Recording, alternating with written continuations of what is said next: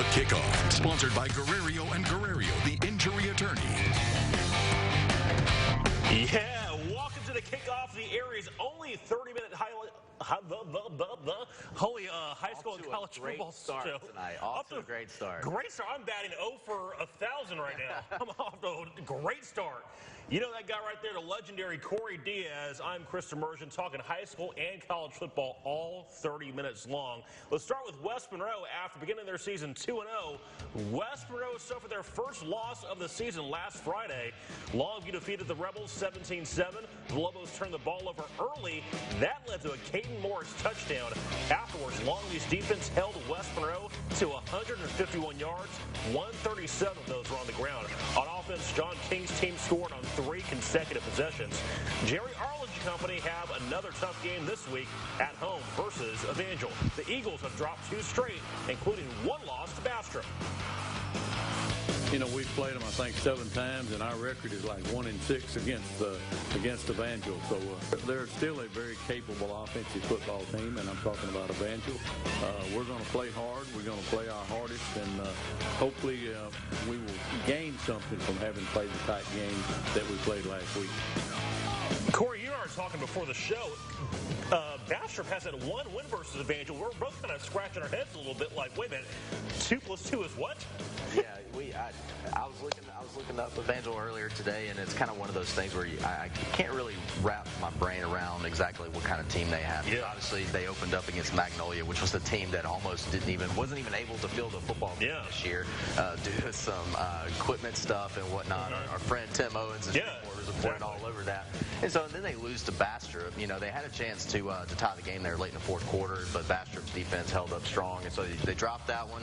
And then they played Pulaski Academy out of Little Rock last weekend, and they're a very good football team. So, but they scored 23 on them. And so, who is Evangel at this point in the year? I'm not really sure. I'm sure Jerry and his guys, watching a lot of film on them, probably have a lot better idea of what type of challenges that they posed the Rebels on Friday night. But you know, this series I think it's been one of the more fun series in all of high school football in Louisiana. There's been a lot of instant classics between these 2 schools.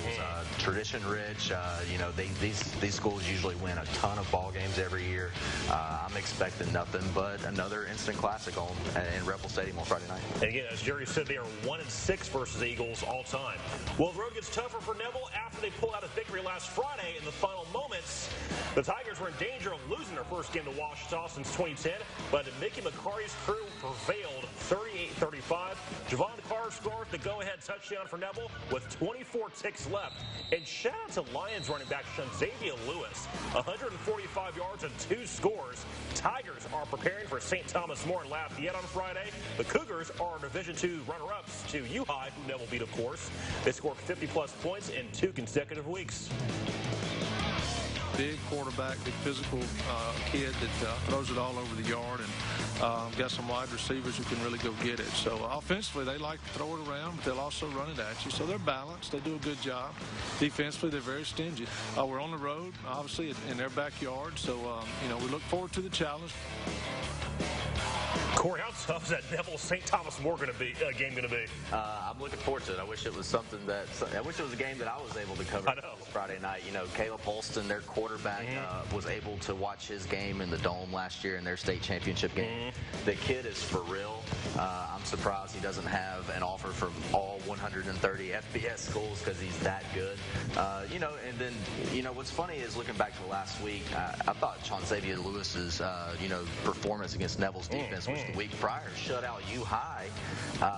Incredible performance on his part. You know, and when a Ouachita team that's, you know, really trying to find out what their identity is early on in the year, I thought that game really sort of gave Coach Fitzgerald kind of the things that he's looking for out of his team, and I think they'll probably grow from that loss. So, you know, and I think Neville defensively, you know, this is not only was last week's performance, you know, weird things happen in Bill Ruppel Stadium. Weird things, very weird things happen. You can never predict those close games, but I think this Friday night, going down to Lafayette and playing St. Thomas More is going to be a gut check performance for their defense. Well, last Thursday over at Joia Stadium, Ruston stunned Airline. The Bearcats outscored the Vikings 28-7 in the second half to win 49-28. The team rushed for 293 yards. Deontay Griffin was responsible for most of those. He added 3 touchdowns in that game. It was Coach Jared Ball's first win of 2019. Now they take their show on the road to Archbishop Rummel in Metairie on Saturday afternoon. The Raiders have held opponents to only 2 field goals in 2019.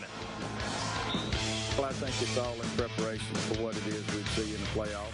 You know, anytime you're playing as good a football programs as what we are, I think it gives you an indication of how things may go in the playoffs and if you're playing up to that speed. Again, Archbishop Rummel holding guys to only 2 field goals in 2019. What kind of test is Ruston going to be in for this weekend? I think this is kind of the measuring stick game for Jared Ball and his group. I think this game will really will paint a clear picture of exactly where they are at this point in the year. Obviously, you know, what improvements they need to make on both sides of the ball and what sort of things that they can do well in this game, especially against that defense that's been extremely stingy so far.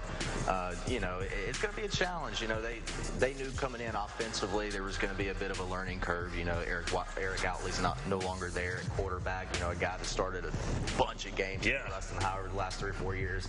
And, you know, Jaden Procell coming over from you know, from the Shreveport area. You know, with his coach who's the quarterback's coach at Ruston High now. So it's going to be a big challenge. I mean, do we expect Ruston to win this game? I think a lot of people maybe outside the Ruston locker room would say no.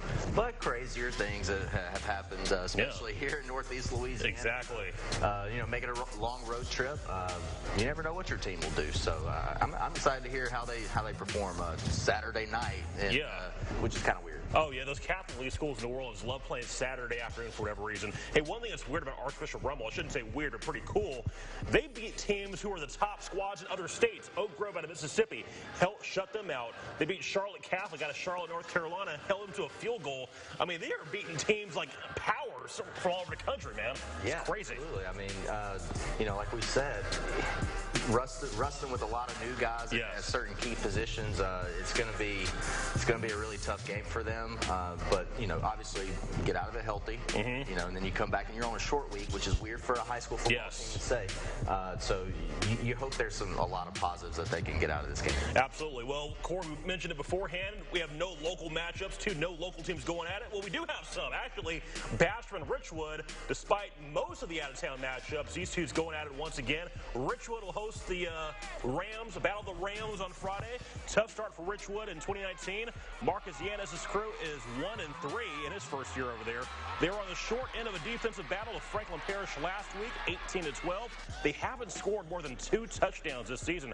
Bastrop, meanwhile, 3-0 in Cedric Sherrod's first campaign. The Rams haven't scored under 30 points this season. Most recently, they posted 52 on Carroll last Friday.